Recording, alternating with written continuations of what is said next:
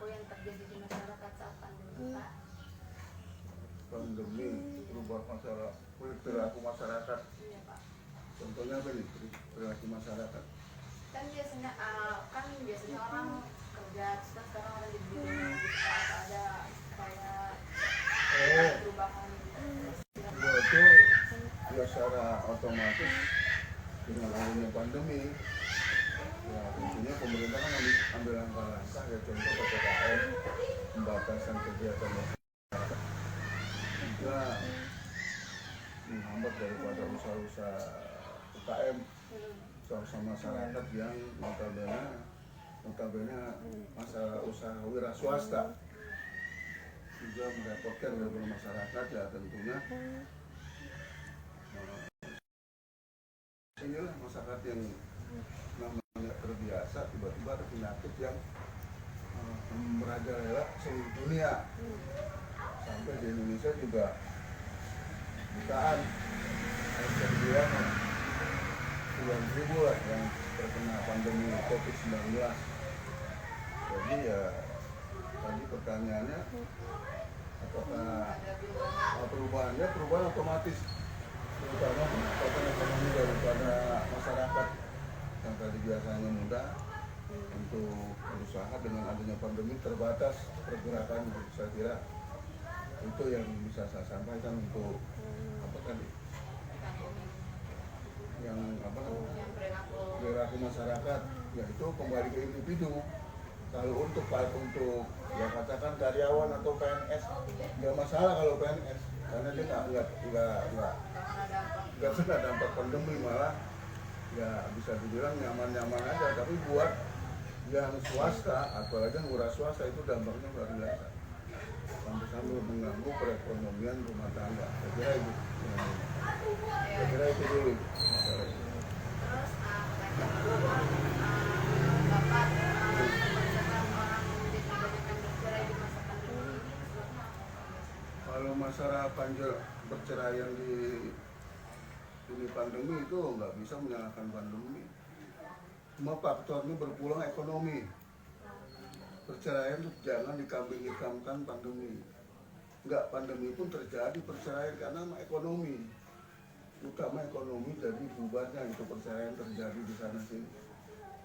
Mau ada pandemi atau tidak ada pandemi, ekonominya kuat, bertahan. Faktor utama ekonomi, kedua baru iman. Nah, iman kuat, ekonomi nggak kuat, goncang juga. Tapi yang jadi biang-biangnya ekonomi. Ekonomi jadi penyebab segala-galanya, terutama perceraian di rumah tangga masyarakat. Saya kira itu. Lalu pertanyaan selanjutnya, bagaimana peran Bapak sebagai RT dalam menangani Kalau untuk lingkungan, ya tentunya kan pimpinan terkecil atau terbawah, yaitu rukun tetangga. Ada rukun warga. Rukun tetangga ini sebetulnya bukan karyawan atau bukan PNS. Rukun tetangga itu masyarakat yang mau peduli sama lingkungan, yang mau bersusah payah membantu pemerintah untuk lingkungan yang terkecil, yaitu rukun tetangga. Kalau istilah guyonannya, RT rugi terus. Singkatannya bukan rukun tetangga, RT rugi terus. Nah ini jadi karena lingkungan ujung bahkan RT. RT itu bukan karyawan, bukan PNS, mitra kerja daripada pemerintahan daerah masing-masing. Jadi sangat langka memang yang mau mengurus lingkungan tanpa ada gaji. Sedang itu sukarela, mau bersusah payah mengurusi rumah tangga orang lain. RT itu memang rukun tetangga, tapi intinya mengurusi rumah tangga orang lain. Apapun yang terjadi di lingkungan, RT itu harus membantu, harus bisa mencari solusi. Apalagi masa pandemi seperti ini, nggak bisa kita cuma jadi nonton atau berpangku tangan, nggak bisa. Harus nyari solusi untuk memanage keadaan yang ada masa pandemi. Terus dari pemerintah sendiri apa ada bantuan gitu Pak? Ada bantuan, pemerintah setiap 6 bulan sekali ada itu suka apa namanya ya bansos ada juga nggak mencukupi karena nggak ajuan RT nggak sesuai dari pendapatan yang ada. Umpamanya warga ada kurang lebih 200 cuma dapat sekitar 50 orang. Nah ini 150 dikemanakan? Dia akan protes ke ketua RT yang ada gitu.